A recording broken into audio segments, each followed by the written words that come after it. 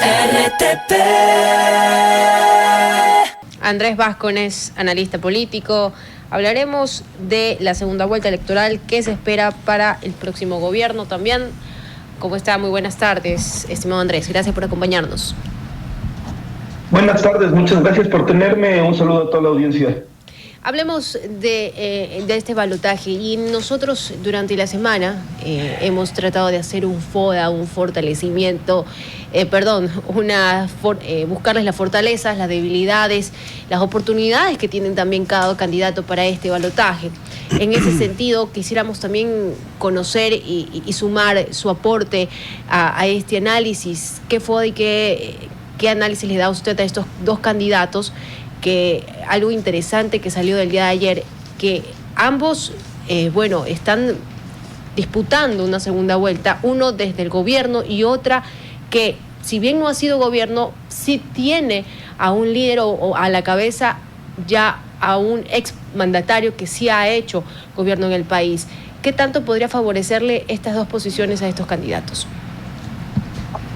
A ver, qué bueno que hayan podido conversar, discutir del FODA de ambos candidatos ayer. Me parece que es un buen ejercicio. Y creo que hay que analizar, yo creo que una de las amenazas y debilidades del correísmo, así como sus fortalezas, es haber sido gobierno y que la gente se acuerde de las cosas buenas y malas. Entonces, el correísmo, sin duda, en 10 años de gobierno mostró mucha gestión, mostró mucha fortaleza en algunas cosas, pero también tenía un lado oscuro de miedo, y ese es el que muchas veces también están recordando. O sea, cuando tú tienes un Correa que está atacando a los periodistas, cuando tú tienes un asambleísta como Javier Lasso, un asambleísta electo que está proponiendo la ley Mordaza, también hace que se alejen de un electorado. Entonces, el correísmo, con su figura tan fuerte y con un gobierno tan fuerte, con una ideología tan fuerte, creo que es tanto bueno y malo porque aleja a otros electorados nuevos. Y el gobierno es una posición similar, o sea, tiene que mostrar que la gestión de estos 2 meses va a ser buena, ojalá que el cambio de gabinete le haya funcionado.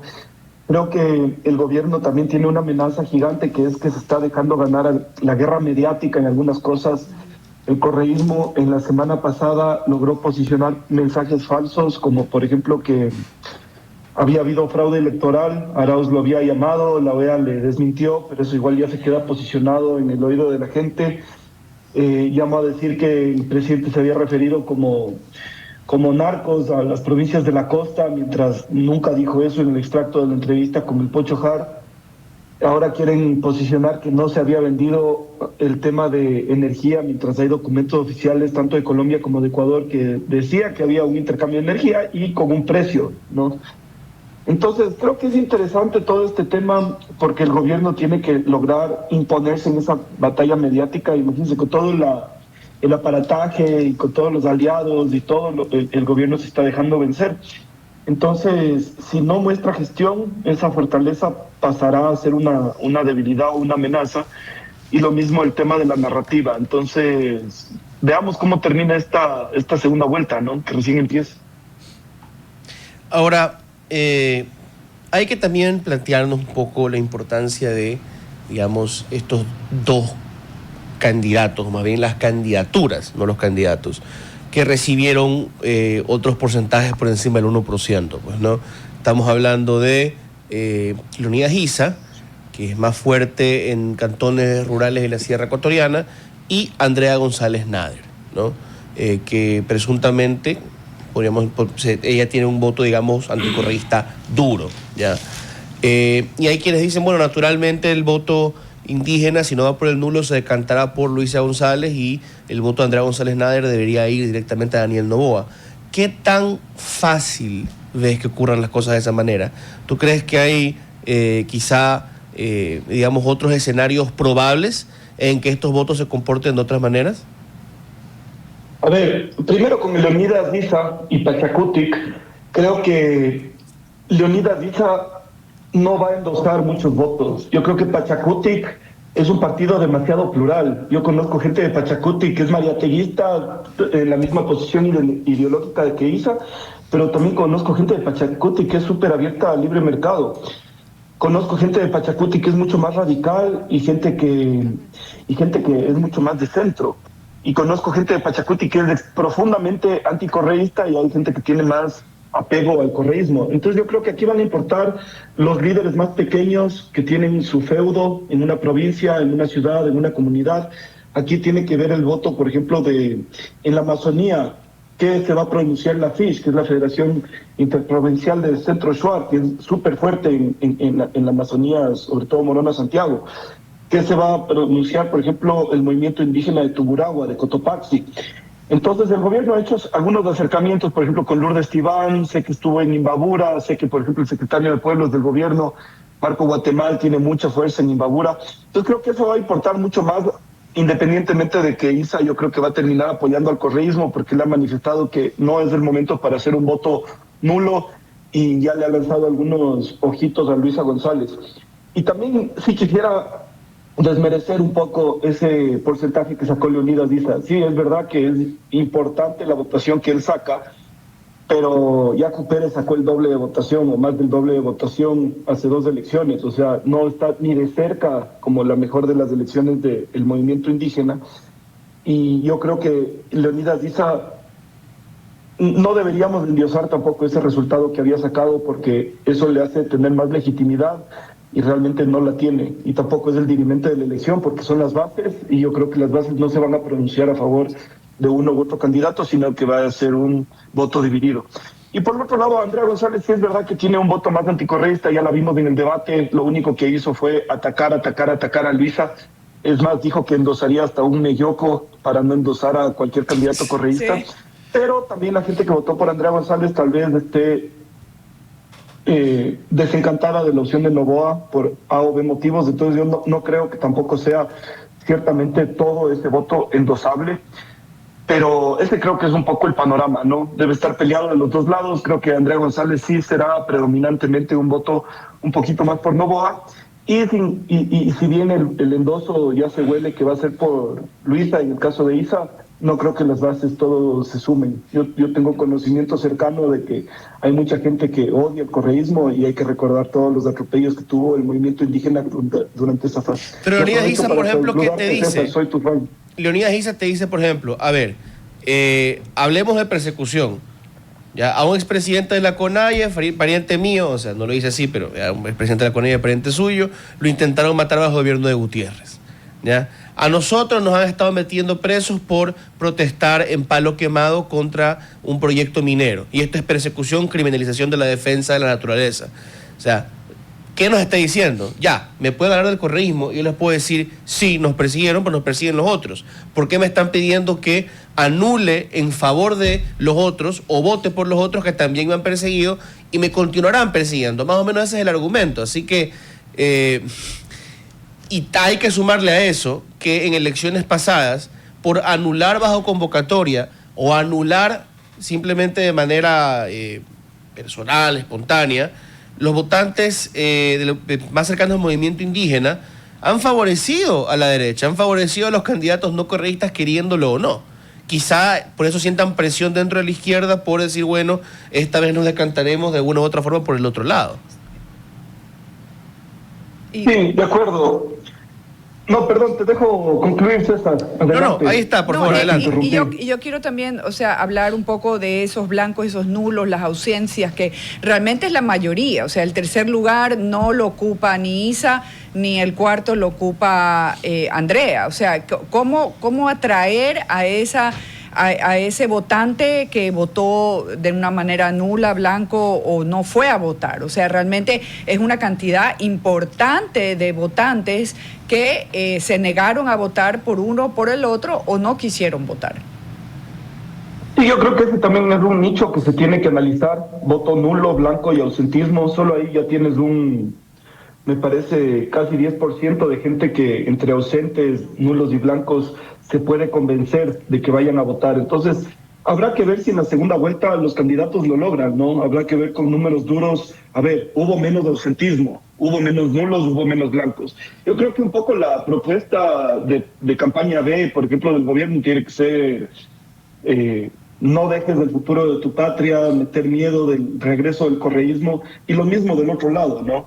Pero solo ese miedo le hará votar al votante que votó nulo, porque dice, ahorita sí estamos en una disyuntiva de que si no nos pronunciamos, si no votamos, y eso es un poco lo que creo que están aplicando ambas campañas. Habrá que ver cómo nos vamos acercando.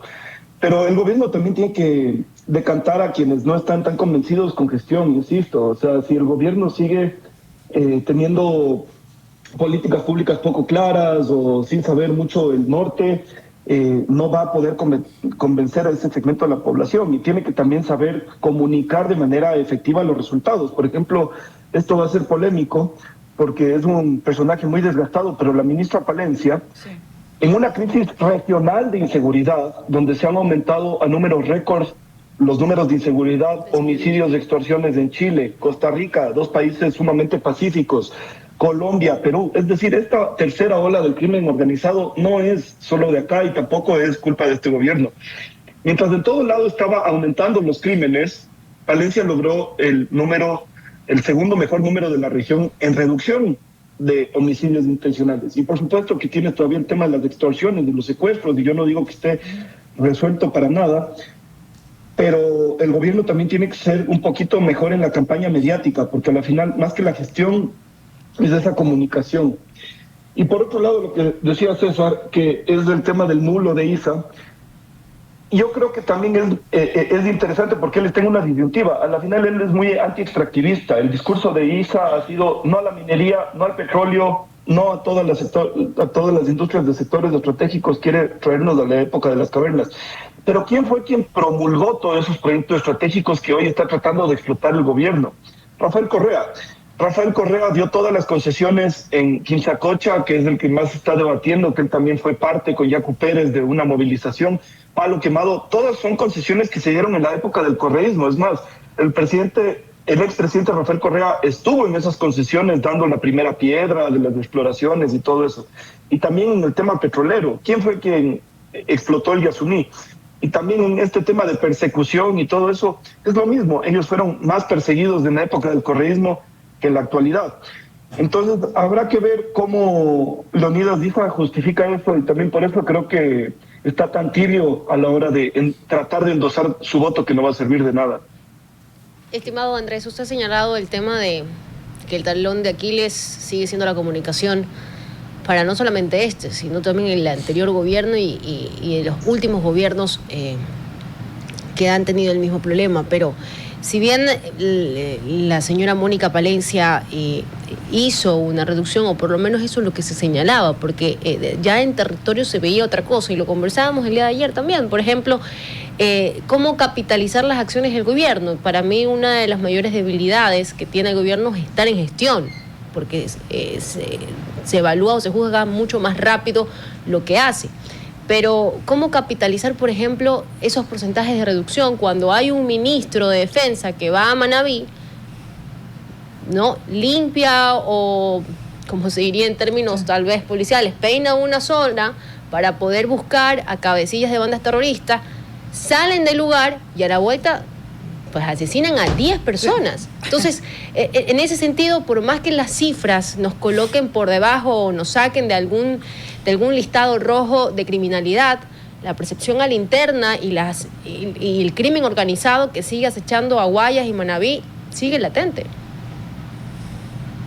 Sí, por supuesto, y además que es terrible lo de Manabí. Por ejemplo, el primer mes del año fue sumamente grave. Yo estoy convencido de que el problema no está resuelto y de que el problema es, como dicen las cifras, nuevamente el segundo país más inseguro y más violento de América Latina.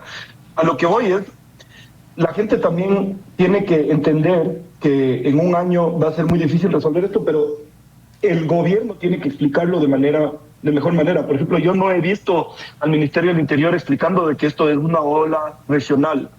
Yo no he visto que el gobierno esté explicando de que en Colombia, en Chile, en Costa Rica y en los países que había mencionado, ya hay récords históricos, al igual que aquí en Ecuador.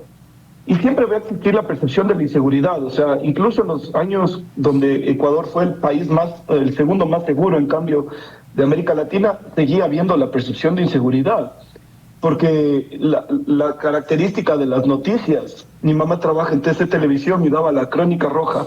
Yo desde chiquito, cuando el país era súper seguro, veíamos todo en Crónica Roja. Entonces, no importa si va a haber un asesinato en Daule o un asesinato en Manabí, que eso ya te mancha todo. Entonces, es muy difícil batallar esa guerra, ¿no es cierto? Pero para eso tiene que contratar asesores del gobierno y poderlo distribuir de mejor forma. Y sobre todo, que no le endosen la responsabilidad de la crisis de inseguridad que vivimos, porque es un problema transnacional que requiere soluciones transnacionales.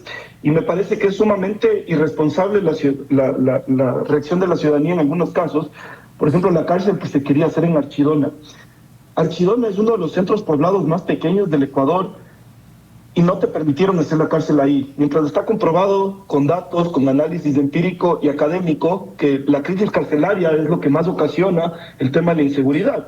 Entonces quieres hacer una cárcel a lo Bukele de alta seguridad en una de las zonas menos pobladas y la ciudadanía no quiere ayudar. A ver, pero no entonces, era si nosotros cárcel no hacemos concesiones, estimado Andrés, ¿cómo vamos a lograr resolver también este problema donde todos nos tenemos que poner de acuerdo como ciudadanía? Totalmente, ¿no? pero a ver, usted ha dicho algo importante. Hay estudios que revelaron que tal vez era factible hacer ahí una mega cárcel y también esa es otra, cuando ponemos unos nombres bastante rimbombantes, por ejemplo, a este tipo de proyectos. No era una mega cárcel tampoco, ni siquiera iban a poder ingresar 200 presos en estas estructuras. Si había, o por lo menos se había proyectado las especificaciones que había del gobierno, tecnología de punta, y que iban a existir pues pabellones que iban a ser diferentes a los que teníamos, pero no era una megacárcel, no era un estilo Bukele tampoco, y ese fue el gran problema del gobierno, que no somos supo... como niños jugando Legos bautizando las cosas, ¿no?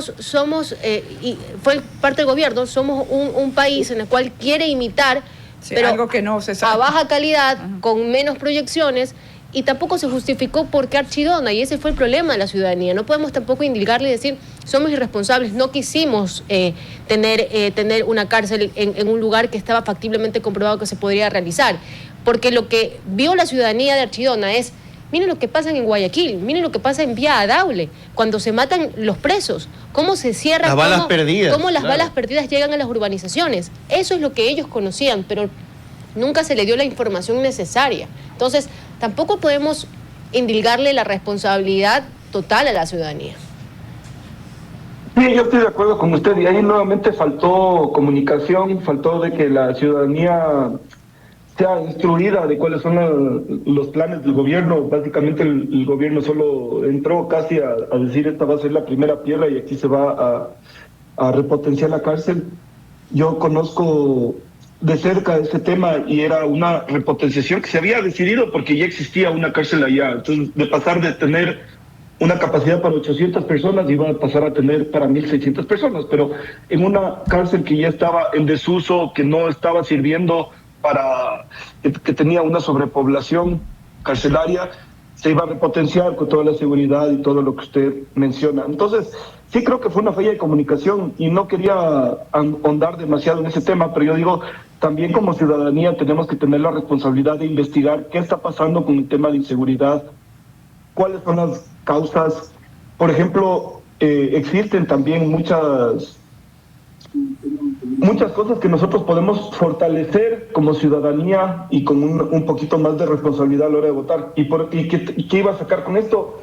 Lo que había propuesto el señor presidente ayer, que vengan fuerzas extranjeras a combatir. Y esto es un tema sumamente polémico, pero yo digo, y uno de las causas de la inseguridad, uno de los problemas más graves que tenemos, es que los narcos están más armados que nosotros, que las bandas de crimen organizado están más armadas que nosotros, y pueden venir los americanos a apoyar con armamento, con personas, con gente táctica que pueda combatir esto, y estamos en una guerra, y es lo que la gente no entiende.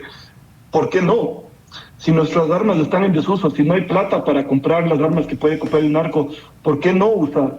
Entonces, no digo que la gente se decante por una u otra opción, pero que al menos investigue, se pegue una ley en Google antes de tener una opinión firme al respecto. Y yo me he pasado estudiando estos temas justamente para poder venir a conversar con ustedes, pero yo creo que a la ciudadanía también se le tiene que exigir un poquito más de responsabilidad en estos temas. Estimado Andrés, le agradecemos muchísimo por habernos acompañado en la mañana en RTP, por este aporte también que ha hecho con su análisis y también pues por participar en el debate en temas de seguridad, que siempre es necesario. Muy amable. Gracias. Muchísimas gracias a ustedes por la invitación. Qué buena conversa y espero volver pronto. Gracias. Así gracias, será. Andrés. Estaremos en contacto. Muchísimas gracias. RTP